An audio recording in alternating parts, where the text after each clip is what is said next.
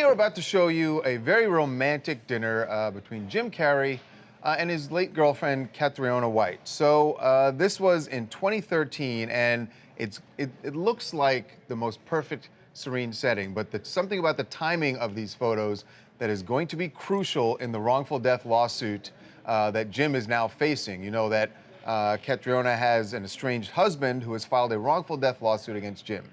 Jim says these photos could be the key to beating the wrongful death lawsuit from Mark Burton. Right, and here's why, guys. So, number one, part of that wrongful death lawsuit is that it's loss of companionship. Mark is saying that when Catriona died, he lost his wife, and so part of damages, money you can get from wrongful death, is that. The reason these are important is because Mark Burton and Catriona were married on January 15th, 2013 in Las Vegas.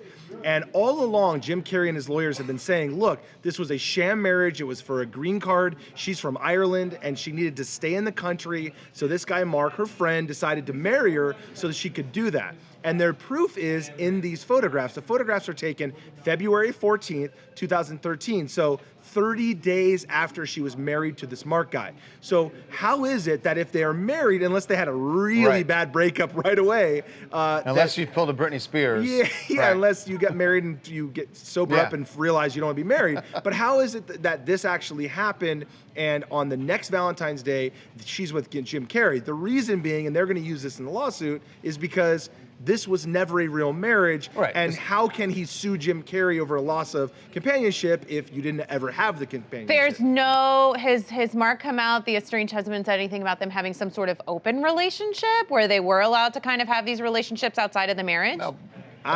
No, he has not said that, although it looks like from these photographs, there's not a third party hanging around. It looks like a private dinner for the two of them. So I know, it also looks like it's an office building, oddly enough. You think it's an office? It looks like a weird office building. Like it's like nice there's setup, a desk, see the telephone in the background? It's got two calls. You know what? But it's a nice setup. Look at the rose petals on the table. It looks like a Jim Carrey movie. You know what it is? I thought the same thing. His house is so big, he's got office lines all over his house because he's calling the left wing to the right wing to the back house.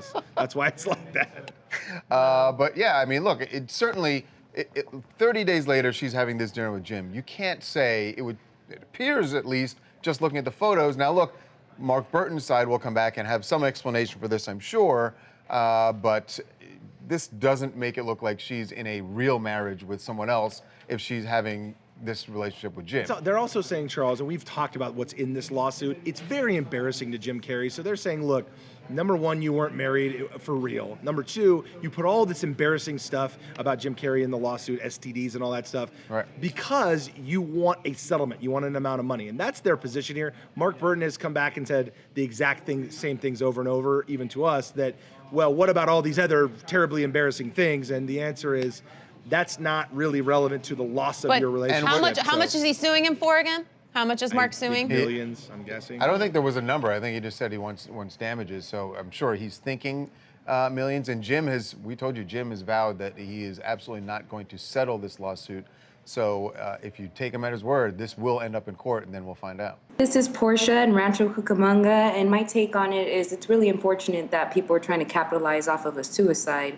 This woman committed suicide. She wasn't stable, and it seems like she was facing deportation on top of everything, all the stressors that she was dealing with. It's like, let her rest in peace, and let's look at this as a lesson to getting some type of help before it gets too late, because talking about STDs isn't going to bring her back. On top of that, STDs, did he catch any STDs? Why is he trying to get any money behind this unfortunate situation? The whole thing is really sad. Yeah, it really is. And actually, that's one of the things that Jim Carrey had said initially when the lawsuit came out is, you know, why not just let her rest in peace? You know, she had a lot of problems, and it's sad that she's gone. So that's, we will see what happens.